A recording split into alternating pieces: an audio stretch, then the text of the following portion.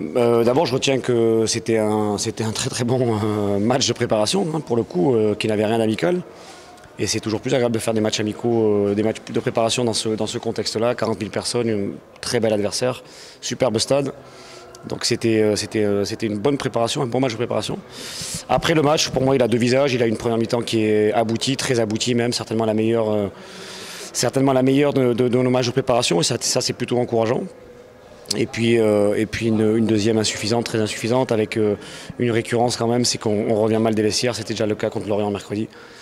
C'est encore le cas aujourd'hui. Après, voilà, on a une bidouille un peu en charnière centrale, notamment avec Nico et puis des jeunes qui l'accompagnent. Mais voilà, sur la durée, il faut pouvoir afficher beaucoup plus de rigueur. Et puis, je le répète, mais j'anticipe déjà les prochaines questions certainement, mais être efficace quand on a autant d'occasions de but en première mi-temps, il faut les mettre. Bah, le manque je sais pas, de concentration sur les reprises. Pourtant, on en parle dans le vestiaire, on réactive les joueurs. J'en sais rien, il y a déjà une première alerte sur une rentrée de touche. Derrière, il y a un but sur une séquence identifiée à la vidéo. Et puis après, ce qui me gêne par contre, ce qui me gêne beaucoup, c'est qu'une fois qu'on prend ce but, on s'affole, on perd un peu la structure de notre jeu, de l'organisation, comme s'il fallait faire n'importe quoi pour revenir au score. Donc voilà, là, à ce moment-là, on affiche un visage beaucoup trop décousu par la suite.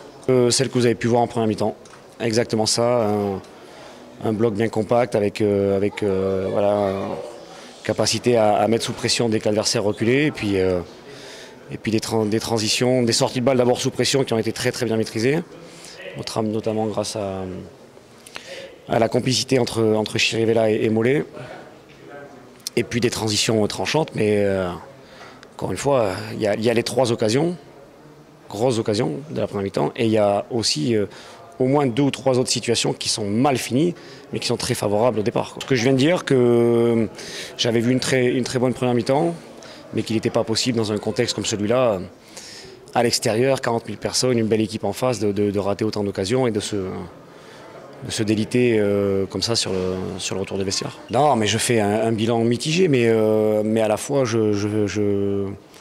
j'observe quand même des progrès. Je me répète, sur la première mi-temps, on voit des progrès importants. Mais voilà, il manque de la constance, il manque de l'efficacité. Et ça, j'espère que les 8 jours qui nous restent vont faire prendre conscience aux joueurs qu'on ne peut pas se contenter de bout de match, quoi. Après, voilà, que le 10e de Bundesliga l'année dernière batte 2-0 le 17e de Ligue 1 qui a perdu 2 de ses meilleurs joueurs. Surtout que sur la première mi-temps, la différence... Ouais. Mais au final, un match, c'est 2 mi-temps et ils ont certainement un peu plus de densité et de profondeur que nous pour l'instant.